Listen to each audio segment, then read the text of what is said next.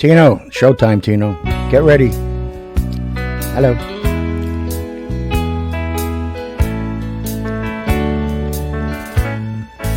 Welcome to my world. Won't you come on in? Miracles, I guess, still happen now and then. Look into my world. Leave your cares behind. Man, this guy's good. Welcome to my world,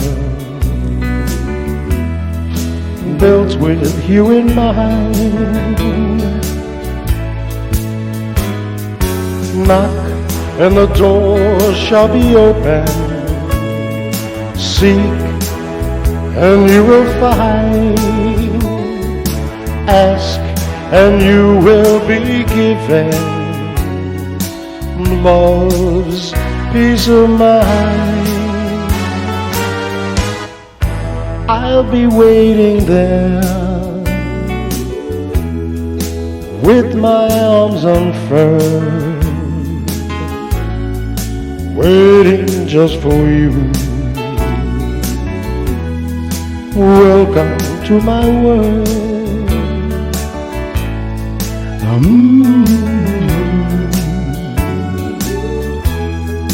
Welcome to my world. Hello, everybody. Songfather here on the 13th day of June, Thursday, and a very, very crappy day here on the island of Long, let me tell you. And rain and wind and branches falling, and then it stops and you get a little, whoop, I think it's going to stop. And it starts to get a little brighter, but there's no sun. And then boom, it starts coming down again. I think we've had enough. I don't want to hear the reservoirs are only at 3/4 full, because then I'm going to have to get violent. And I don't like to get violent, you know. Who are you going to get violent against anyway? The reservoirs? Maybe. So, welcome to yet another show. We're doing good. I appreciate it. I love you all for it. I hope everybody listened to me yesterday and tuned into Freddie Rubino and his Q&A Wednesday, because it was a classic. And, I mean, he's always funny as hell anyway, you know.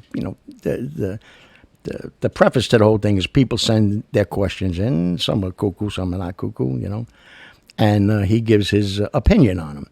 And he goes off on his little tangents, and it's funny. But yesterday, Christine, who, usually holds the phone, and she reads the questions to him, because it's like, it's impossible. And, let some people do what they want to do. But I have no, I don't want to say patience, but I'm going to say it. For people that are doing, some kind of a podcast, and they're, oh, hi. Hi, Frank. And, hi. Nice to see you, Mary. Man. It's not me. And so, they got a nice little thing going. But he was drinking Johnny Black, and that's one of my favorites, too, Johnny Black. And he had a full glass, full nice little rock glass. And he said to Christine, would you like a sip? And she said, yeah. And he was like, really? Okay. And he gave her a glass. And then she gave it back, and it was like more than half empty. And he was like, what the? And so he filled it up again, and then she had a few more sips. And then so the two of them were hammered, going back and forth at each other. And if you don't know that's how they are and everything, the love they have for each other, they've been together a long time. And you might get a little like taken back, like, what the hell am I watching? But it was hysterical. So, Fred and Christine, thank you. Last night was great. And so let's jump to some things to talk about. Yesterday I brought up the whole thing with 9/11 and Jon Stewart taking Congress into the woodshed and knocking the crap out of them. And before the day was over yesterday, the bill was written, and it's pushed through now for finalization in Congress, that the funds for 9/11, for the first responders will last until 2090, 2090. So you know what, bravo, Jon Stewart. And I can't say bravo to the people who are pushing this bill through because it should have been done without Jon Stewart. But thank you, John. You did a wonderful thing, and everybody that has lost their lives or is about to lose their lives or down the road is going to lose their lives and their family, you just gave them hope, and you just gave them a little, not a little, a big sigh of relief and a lot of weight off their shoulders. So good job, John. So, okay. Now, this is a little public service announcement from the Songfather. Down in Mexico City, a 17-year-old boy, with his girlfriend, they were hanging out. I don't know where you can hang out in Mexico City, but they were hanging out somewhere. And, necking and stuff, you know how that goes. And she gives him a hickey, and it forms a blood clot, and then he has a stroke, and then he died. So aside from, you tell your daughters, and I used to say it to my sisters and, my nieces, and I tell my son the same thing, to go around with those marks on your neck, it's fun getting them. It's also fun giving them, I gotta be honest, but, they're dangerous, because, you got your carotids on both sides of your neck, and that's what you're sucking on. And when she was giving him this hickey, it collapsed and formed a clot and went right into his brain and stroked him out, and he died. So, just tell, it goes more beyond your reputation, and it goes more beyond what it looks like. Make sure you just tell your kids, stop. It's ridiculous. I don't know if they listen to you, but, we will. And across I'm just going to say the East Coast today. Yesterday, actually. There were 6 hit and runs. 6 separate hit and runs. A girl out here on the island of Long, a girl on a bicycle. Sideswiped, boom, knocked to the ground, car kept going. And then a couple other really terrible ones. The girl survived. Nothing major because it was a sideswipe, thank God, but still she had enough bruises that she didn't deserve. She was riding her bike. And there was a couple of deaths involved in it too. So, makes you wonder who is doing this, who is driving, who needs to take off and run and not be seen. An accident's an accident, So, please, everybody, when you're driving, be careful. And those of you out there on your bicycles, make sure you stay in the bike lane, and be aware of what's going on around you, please. The old saying is the life you save could be your own, so please. And Big Papi, as I predicted, the information is flowing in now, and the 2 guys that are in custody, plus there's another one out there, were paid. It's unsubstantiated right now, but it can't be unsubstantiated when there's a dollar amount applied to it. And they were paid 400,000 Dominican Republic pesos, which comes out to approximately $8,000 in American money, to kill him. So now you say, why? And then the other report came out right behind it that he was seeing, or he was going to meet, you could take that, for whatever it was, a lady friend who was the wife of a drug kingpin down there. And he's the one that paid the money. And that's coming from one of the guys that was arrested. So you got to watch yourself out there. And I forgot yesterday, and then we'll get to a song. Mr. Patrick Cassidy, good friend, wanted to hear a Bobby Vinton song. I'll get to that in a minute. But, shame on me. But yesterday was the 25th murderversary, because it's not an anniversary, but the murderversary of Nicole Simpson and Ronald Goldman. And, there's a lot of theories out there, but, I think everybody, including OJ, knows exactly what happened that night. The only tangible doubt that's ever been in my mind, because I said it from the very beginning, was that it was the son. But everything else between the glove not fitting and this I think they made a hell of a case. And he was found guilty, by his peers who were trying to make a point. And that's why I've been an advocate, can't even tell you for how long, of professional jurors. You go to school, you learn the law, you get, like they do over in England, they're professional jurors. So I know it's a right and it's a wonderful thing to be able to go on the jury and all that stuff. But so many things, so many people sent to jail because of what they thought. If you ever read or watch on TV especially after a major case, and then they talk to the jurors, well, what happened? Well, I could tell just by the way she was sitting. I could tell by the look on his face that he was guilty. You're not supposed to. So I said, I wrote letters and everything else, but nobody wanted to hear my crap. But then I said, if you're not going to hire professional jurors, then put up a wall. Just hey, I sound like Trump. No, just a barrier, so they can't look at the defendant's face or actions or mannerisms, because some of us don't have good mannerisms. Some of us got hemorrhoids and we're moving around in our seat, for Christ's sake. And if there are people out there that are going to judge innocence or guilt by the way a person sits or face they make or taking notes or they seemed uninterested in it, that's not what you're there for. You're there to take the information that comes in, deal with the facts, take it back to the room, see if it makes sense, see if it fits inside the puzzle, and render a decision. So anyway, that was, I remember that day. I'm sure a lot of people do. And all I can remember is the look on Robert Kardashian's face when not guilty was said. He was like, this is supposed to be one of his best friends in the world. And he's like, holy shit, you got to be kidding me. It wasn't happiness, but what are you going to do? And I'm just putting this out there too, and then we'll do some songs. But I am so against the fact that even though you're found innocent, okay, and they all say, well, it was found not guilty, you're not innocent. Stop the shit. It's the same thing, okay? If you're not found guilty, you're found not guilty, which means you're found innocent, period. End of story. You shouldn't be allowed to go out and get sued again and have to go, not even sued, go through a whole other trial on the same thing with the same facts and the same witnesses, and then get hit for money where, you're broke for the rest of your life. That's the way the dice roll. The DA does a good case, the police do a good case, the information's good, everything makes sense. Okay.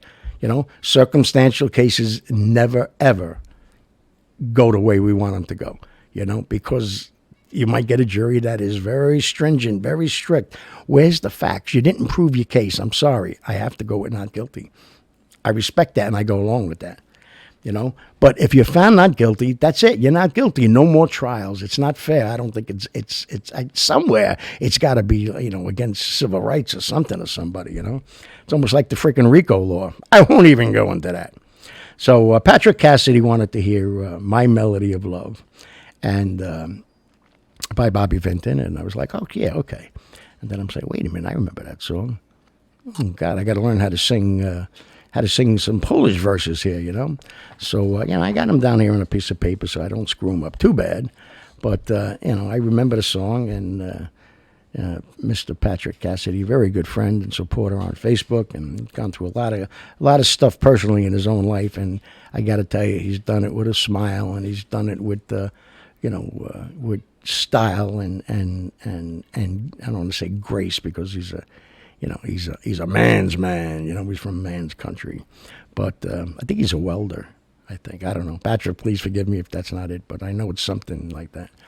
And but the way he's handled his life and persevered, it's very good, and it's very rewarding to see that in somebody. So I'll do you a little Polish song here, okay? You could sing along, everybody out there, because you got to remember My Melody of Love, right? Correct?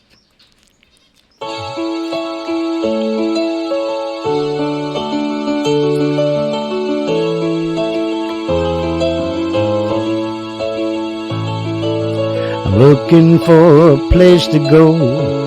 I can be all alone from thoughts and memories,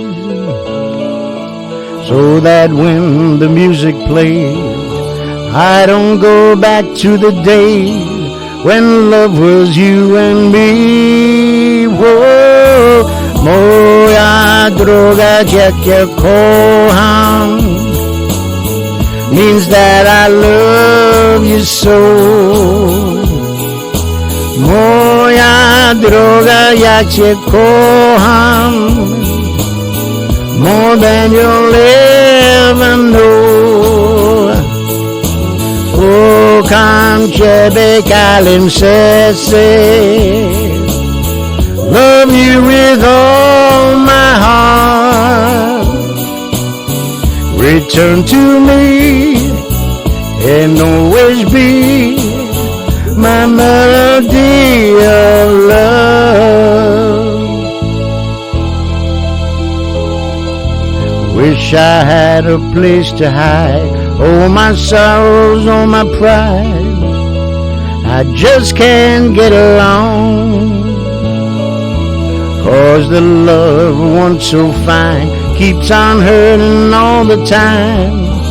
Where did I go wrong? Oh, moja droga, ja cię kocham means that I love you so.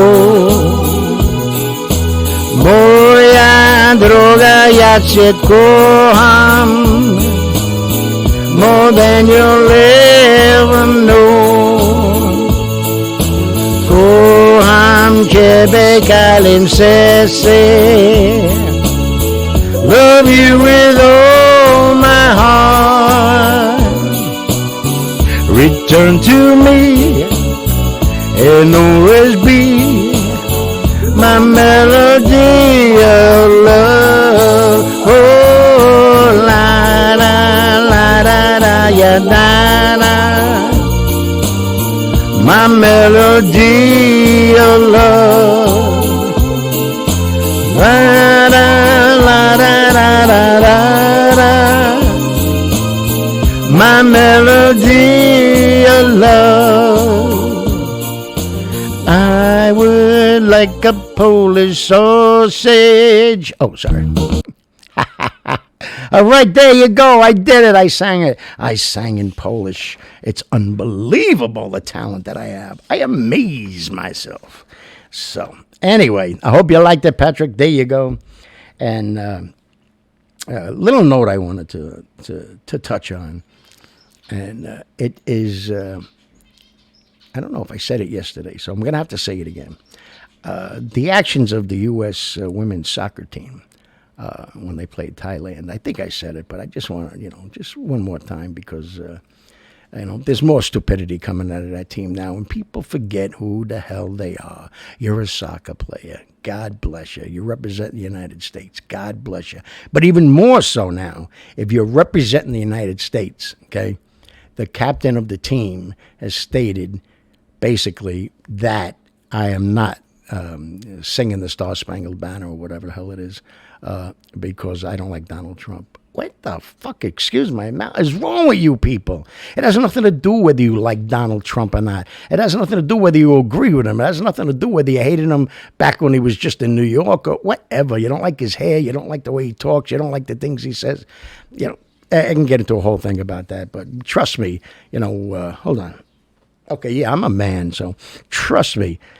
All of us out there, all us saints out there, say stupid stuff when we're hanging out with the guys. But you are representing the United States of America. So you know what? You stand up and you sing the song. You sing the national anthem of the country that you're representing, or get the hell off the team and go move somewhere. I mean, it's just, I can't. I can't deal with it. The stupidity of it. And then all the press, of course, they got to jump all over it and give this way more attention than it deserves. Okay. But yet nobody's saying what I'm saying. Nobody in the press is saying, well, wait a minute. That's what I used to love about the news, back, not now. But, the anchors, the news reporters on TV, the news writers in the papers would give their opinion. Now they can't. Now it's got to go to the editor. The editor's got to go to the chief editor's got to go to the president and say, oh, no, wait, cut that out. That's going to offend these people. That's going to offend these people. Please. You're representing this country. You live in this country. You're playing soccer for this country. Cut this shit. So anyway, okay, that's done. It's out. Okay? And, we'll get to some of this other stuff in a minute. This next song by Mr. Elvis Two-Ways, Aaron Presley, was on the BAM album. And good movie. great song, and basically it's what we're all doing. Hopefully, hopefully we're not just sitting, in the dark and just, vegetating. Follow that dream. That's the song. You got to identify what your dream is, and then you got to follow it in whatever path it takes you down. If you're serious about that dream, you got to follow it, and hopefully you get lucky and have somebody to follow it with you, or somebody that shares that dream. Pretty cool. Follow that dream. Elder Stories, Aaron Presley. Follow that dream. I've got to follow it. Keep moving, move along, keep moving. I gotta follow that dream wherever that dream may lead. I gotta follow that dream to find the love I need. When your heart gets restless, time to move along. When your heart gets weary, time to sing a song. But when a dream's in front of you, well, there's just one thing that you can do. Yeah, gotta follow that dream wherever that dream may lead. Gotta follow that dream to find the love you need. I'll move along. When you find me someone whose heart is free, someone to look for my dream with me. And when I find her, I may find out just what my dream is all about. Yeah, I'm gonna follow that dream wherever that dream may lead. I'm gonna follow that dream to find the love I need. Yeah, I'm gonna follow that dream wherever that dream may lead. I'm gonna follow that dream to find the love I need. Move along, keep moving, move along, keep moving, move along. All right, yes. Follow that dream. Everybody has a dream. Martin Luther had a dream. But identify it, not dissect it, and don't fill yourself with doubt and say, I would like to, but. No, see if it's tangible first. See if you have the time to do it. See if your lifestyle or whatever it is can make you do it. But try it, The worst thing is to not try it and then get to a point in your life when you say, man, I wish I would have done that. I'm kind of doing that here. You take it step by step. I always love singing, always. And so I started putting songs up. I told this last week, I think, on, sites like Reverb Nation, and I can't remember some of the other ones. And then you could, share that song. And, when I listen to some of them, I kind of cringe a little bit, but at least I was out there trying it, and I improved over the years. And, people were saying it wasn't me, so then I started doing videos, and then they were saying I was lip syncing. So then I started, like I did with those Christmas carols, rewriting some of the songs. So now I'm not lip syncing because nobody else sang songs that I wrote.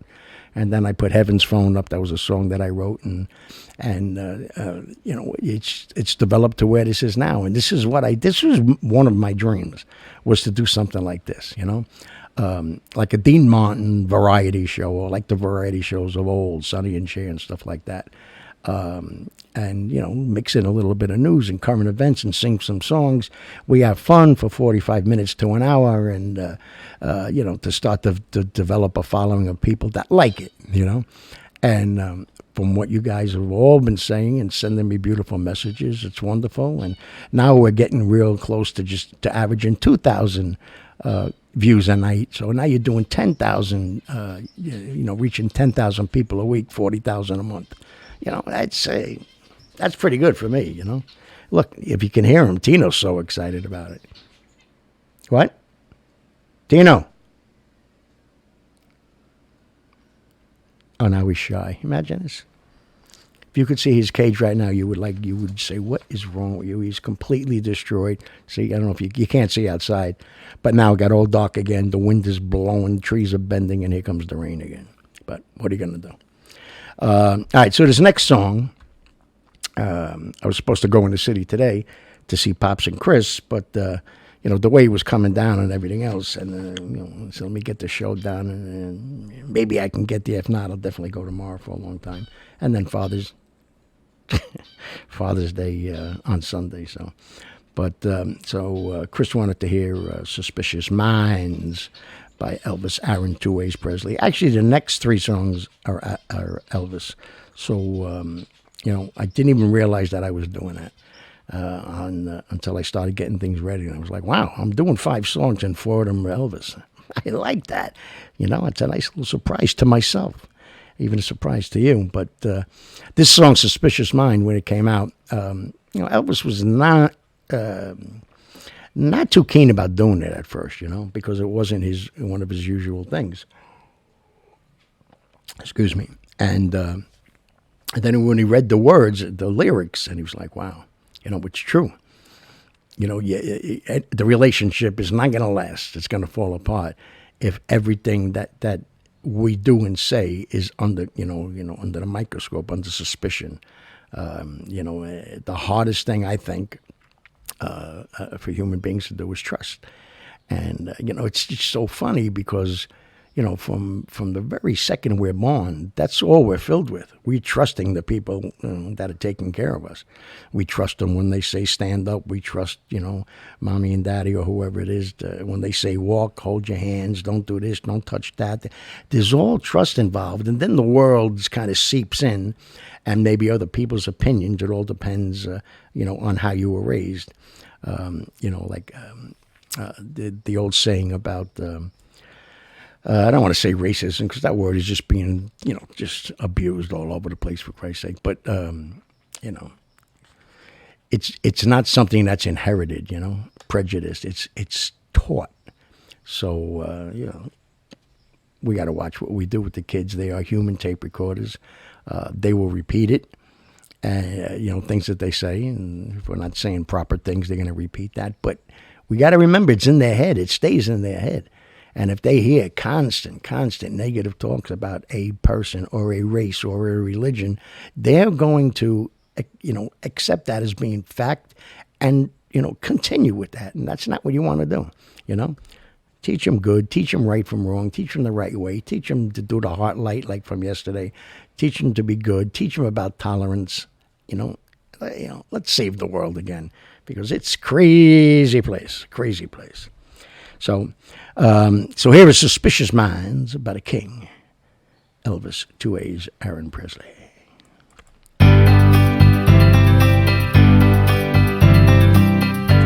We're caught in a trap.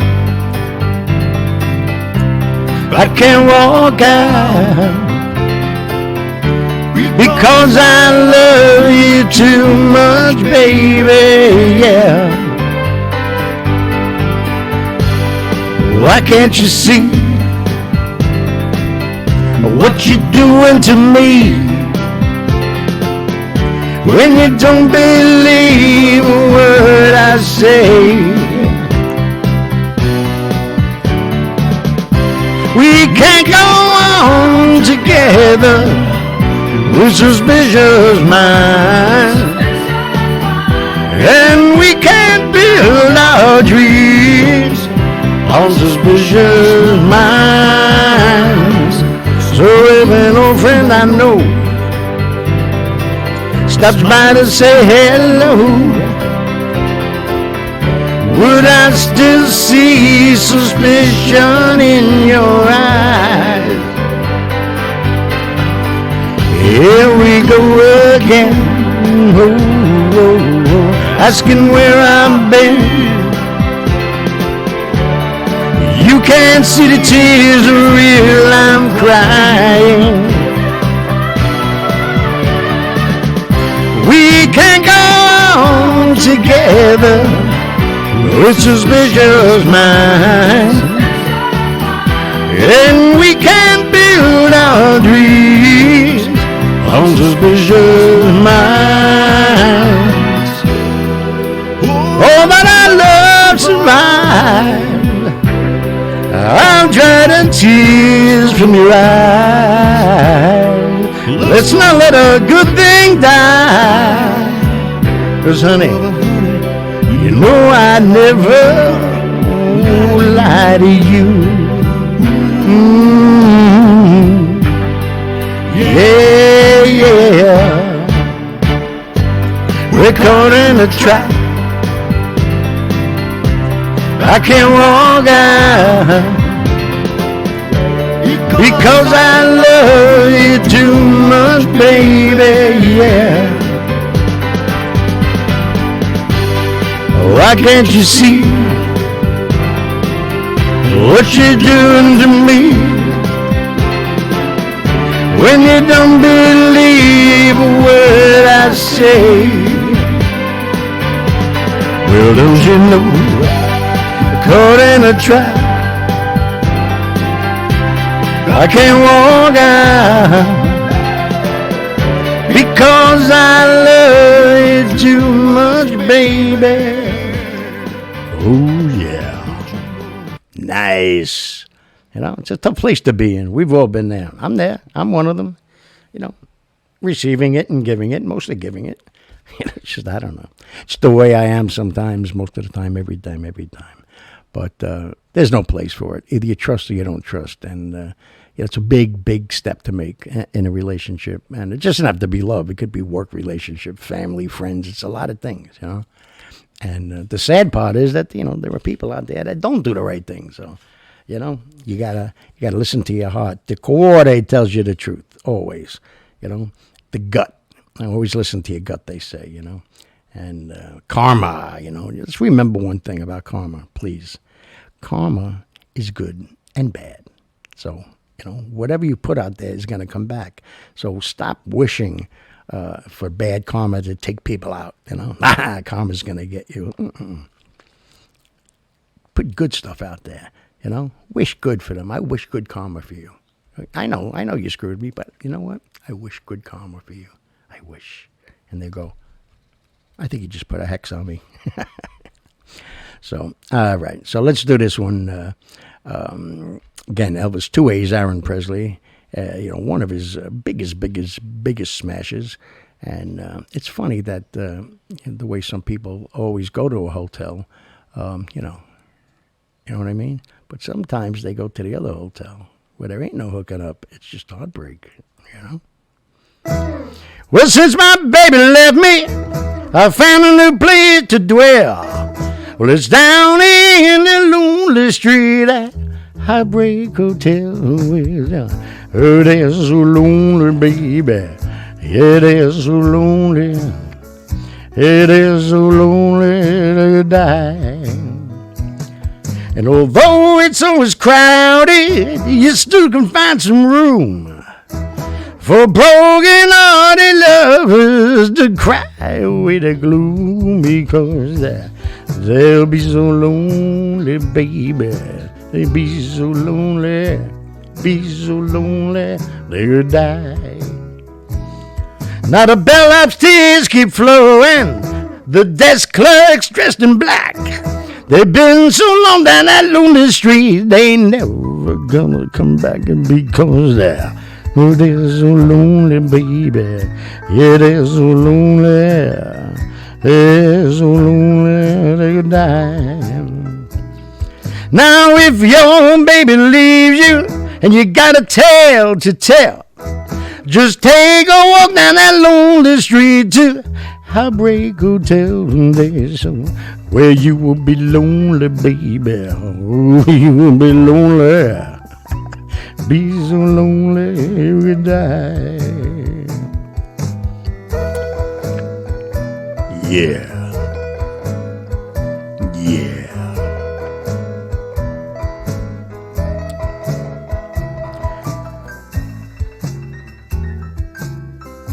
Good, huh?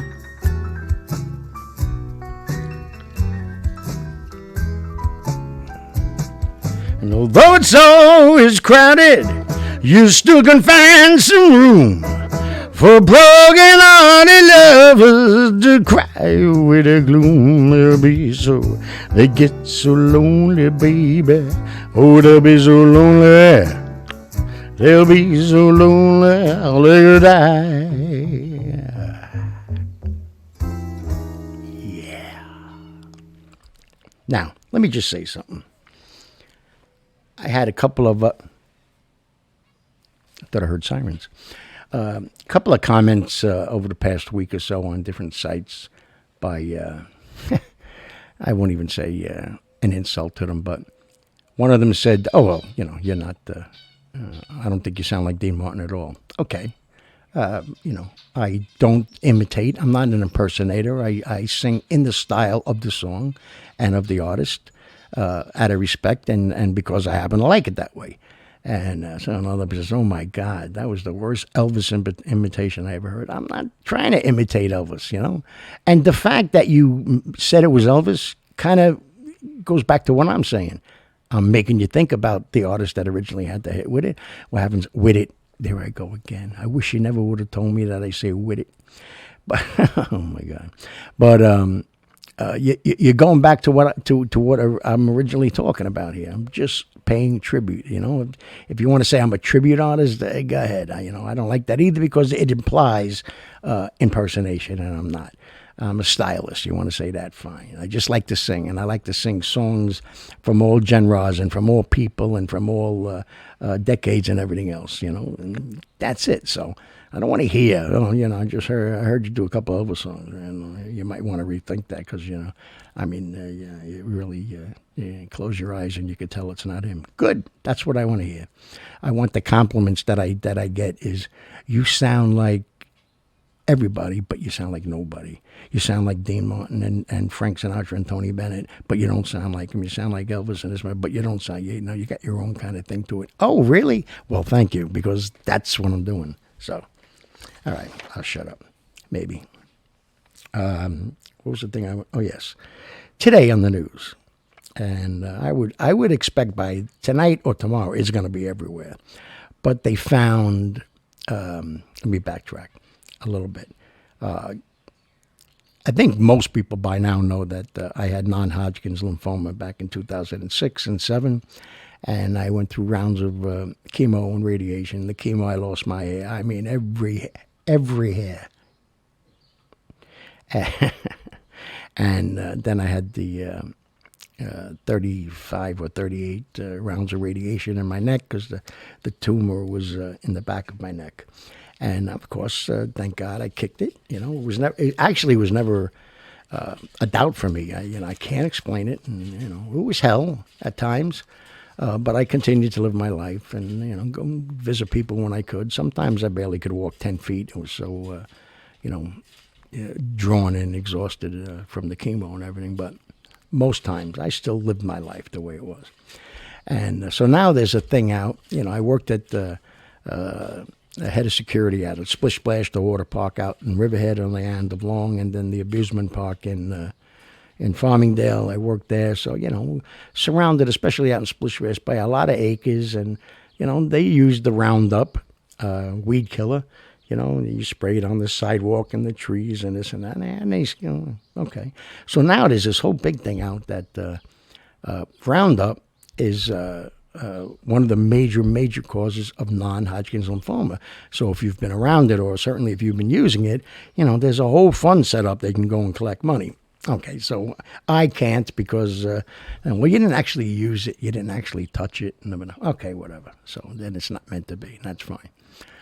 Now they come out with a report that Cheerios that we give our little kids to, the first, things of any kind of substance they eat is we take 5 or 10 Cheerios and put it on their little seat where they're sitting, their little high chair, and they eat them. Everything's so cute. I got a beautiful picture of Ma and Sonny, who's now 31, but he's feeding Grandma the Cheerio and everything else. I love Cheerios, sprinkle a little sugar on it, and sometimes I put banana in it, put Cheerio with berries, and I love Cheerios, eat them, honey nut Cheerios. Holy Christ, I just put my hand and put them in my mouth.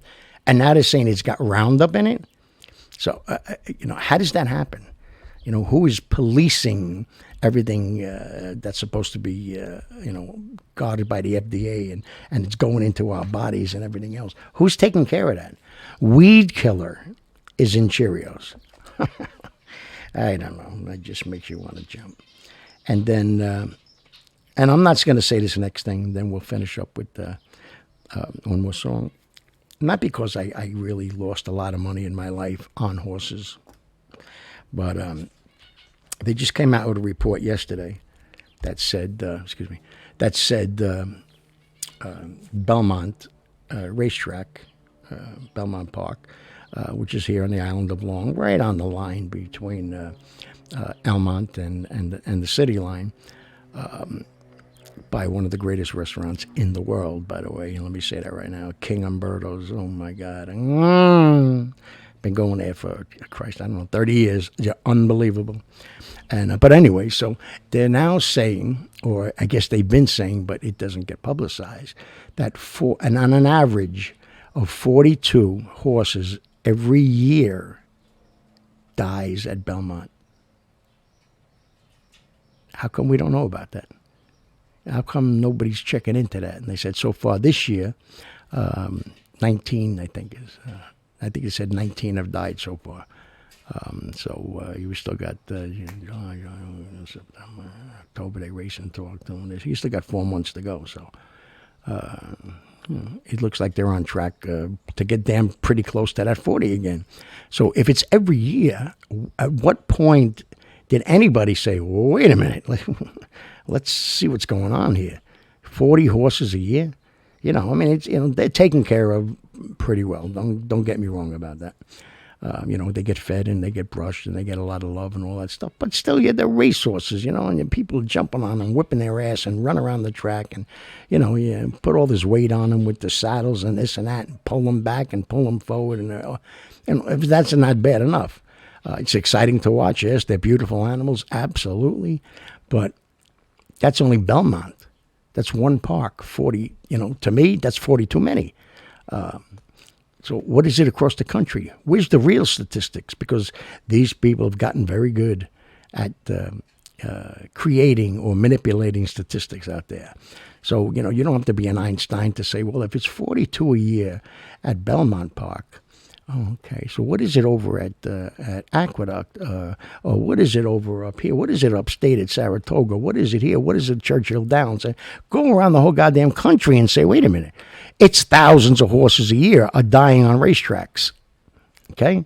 What again? Like I said yesterday about baseball, it comes down to money. Okay? Everybody's expense. If they could find a way to race us, around the track, and they would do that too. So, but if anybody knows anybody out there that could get something going, or everybody write a letter or call your congressman or your assemblyman or somebody to please take a look at this. It's ridiculous. 40 horses a year. So I covered everything, I believe. Yes. Oh, I saved this for last. True story, absolutely 100% true. Happened yesterday in Texas. The governor of Texas had to go and write a law to stop the local authorities from closing down and confiscating, hold on to something, lemonade stands that kids sell lemonades outside over the summer. I had one, I'm sure a lot of you out there did. But people in Texas were confiscating them and shutting them down. You got to shut down. You don't have a permit. You're not allowed. Are you kidding me or what? One of the greatest lessons that you could learn as a kid growing up is a little business like that. Because if mom and daddy are going out and buying you the Kool-Aid or whatever it is that you're selling, then you're not learning anything. Then it's just the same thing as they're giving you the money. But if they loan you, say, $5 and to go out and buy your stuff, and you're out there every day, and these kids sit there and they eat. There's one right up the block from me.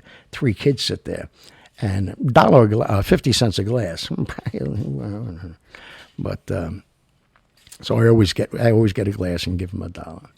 And I went by there the other day, and pulled the car over and got it. Oh, hi, that's good. And so I take the glass, and I didn't give them any money yet. So the 3 of them are looking at me. And I said, you ever hear of buyback? Buyback? No, I never heard of that. You never heard of a buyback? No. What is it? I said, well, when you go to a bar, or you go to a place to have beverages, like your place right here on the corner, after a guy spends or a girl spends X amount of dollars, coming to your establishment, it's nice to buy one back, for free. And that's how you keep them coming. Oh, buyback, that's called? I said, yeah. Oh. And they were quiet for a second, and the littlest kid looks up and goes, "Ain't no discounts on this corner." I went hysterical. I had to laugh. I said, okay, yeah, here's $1. Here's an extra $1 for the no discount things. But if you teach them that, and you lend them the $5, and then over the course of X amount of days, you pay back that $5. Now you've paid back what you spent. Okay, and then everything after that is profit. And that's, how they learn to get into business later on in life, how they learn to deal with businesses later on in life, But for these morons to go and shutting them down, I mean, really, what do you do? Like, do you go back to the precinct or the barracks, wherever you go, and start high-fiving each other? What you do? I got me 11 lemonade stands today. They won't be doing that shit no more around here. Not while I'm in town. Friggin' idiots. But anyway, so this last song by Elvis, 2A's Aaron Presley, Bella wanted to hear, and it has a kind of a special song for us. Kentucky Rain is a great song. I think it tells a beautiful story. And a guy wakes up and his girl's gone, and he's going out. He's going out in the pouring rain. He's going to try to find her. And once we had a little argument, if you could believe that. And so she took off, and then I got a call later on. She didn't know where she was. It was a nor'easter. Nor'easter. Where are you? I don't know. But I went through a puddle. The car's dead. I don't know what I'm doing. And I, jump in my car, and I'm going to go find her. There's only 8 million people on Long Island. There's 60-something exits just on the LA alone. Hundreds of millions of miles or whatever. But I'm driving all over the freaking place, and there's nor'easter. Branches flying all over. I'm going to find her. And I go to her brother's house to just let him know, look, I don't know where she is. And I turned the corner, and there she was sitting in the corner. She was, she had gotten lost, and she didn't know what she was doing. Her brother wasn't home yet. She didn't know what to do. So she was just sitting in the car. And I pull up, and it's teeming. It's pouring rain. It's almost coming sideways. And she's texting somebody on the phone. I knock on the window, and she opens the door, bops me in the head, and knocks me into a puddle. That was like almost a small pool. And so this is always this song always reminds me of that night and her too, and we have such laughs. Remember when you stayed dry, honey, and you knocked me in the puddle with the car door? Yeah, that was fun. Here you go, Bella.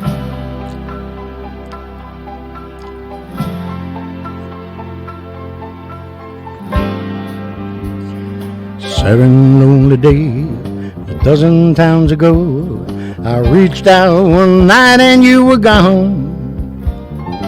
Don't know why you'd run, what you're running to or from.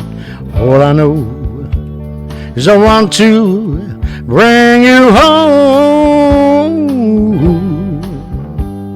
I'm walking in the rain, coming for a ride on this lonely Kentucky back road. I loved you much too long, our love's too strong to let you go. Never knowing what went wrong. Kentucky rain keep falling down, and up ahead's another town that I'll go walking through, with the rain in my shoes, Rain in my shoes, searching for you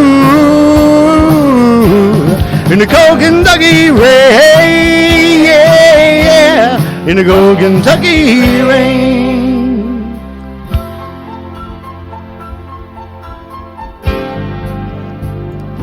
Finally had a ride from a preacher man who asked, were you bound on such a cold dark afternoon? As he drove on through the rain, as he listened I explained, and he left me with a prayer that I'd find you. Came on called a man, said they saw you here, couldn't remember when that time was. They said yes, she's been here, but the memory wasn't clear. Was it yesterday? No, wait, the day before. Kentucky rain keep falling down. And up ahead's another town that I'll go walking through with the rain in my shoe, Rain in my shoe. searching for you in the cold Kentucky rain, yeah, in the cold Kentucky rain, yeah, yeah, in the cold Kentucky rain, yeah, in the cold Kentucky rain, the cold Kentucky rain, in the cold Kentucky rain, yeah, in the cold Kentucky rain. I found her, and she'd knock me in the water.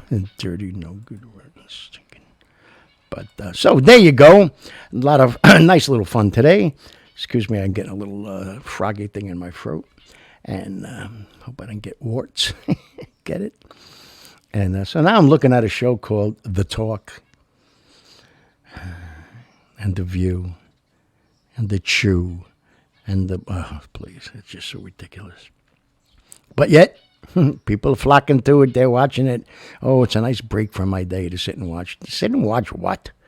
You know, everybody giving their opinions about things. I mean, you know, what do they think they are? The Songfather? Get it? All right. So anyway, thank you. And we'll see you tomorrow at 6 o'clock. And let's hope, the weather cooperates and for the weekend for Father's Day. But, I'll do my official wishing Father's Day tomorrow since, I don't do this on the weekend. Thank God. It's such hard work. I need the weekend off. I got to relax. And so thank you again for everything you do. I love you guys. I really do. You do the right thing. You make me feel good. And, sometimes you pull my chain a little bit, straighten me out. But the love and the laughter and the joking and everything else that goes on when we do this thing, for me, it's fun. And it goes way too fast. It really does. But I think it's just enough. Nobody wants to hear 2-3 hours of me, bitching and everything else. See? You hear him? I hope you can hear him. Sometimes, as sensitive this mic is, sometimes they can't. But then sometimes people say, hey, I can hear Tino in the background. And yeah, you. I'm talking about you, Tino. And I think one of these days, if I can I think Lucky's afraid. He comes close, when he's up here. Because he's looking like, what the heck? And I want to get him to come up and, just get on the screen a little bit. And you see what a cool dude he is. I swear to God. He's, he's kind of like Ed Asner. Ed Asner was covered in hair. That's what he looks like. And so this schmuck over here, if you could see it, one day I'm going to try to get a camera over there. He's taking the paper towels that are on the bottom, of his cage that I have to change every day. And I told you that he takes it and he sticks it in the water, big pieces, folds it over so it absorbs all the water. And then he's got no water left and he stands on the end over here at the cage screaming at me to give him water. But now he's ripping it into tiny pieces, okay? And he's jumping up on the top rung. He's got 2 rungs, and he goes to the top one, and he looks around, he sticks his beak out, and he lets it go. And if you look on the floor, there's no lie, there's got to be 60 little tiny pieces of paper towel all over the floor. Who's going to pick it up? Him? I don't think so. I don't think he could carry a vacuum, but what a pain in the ass. But if he's having fun, he's having fun. So, okay, guys and girls, see you tomorrow at 6 o'clock. Love yous. 1, 2, 3. We're going to do the eyeballs again. Okay. We say bam, and then we do the eyeballs. Ready?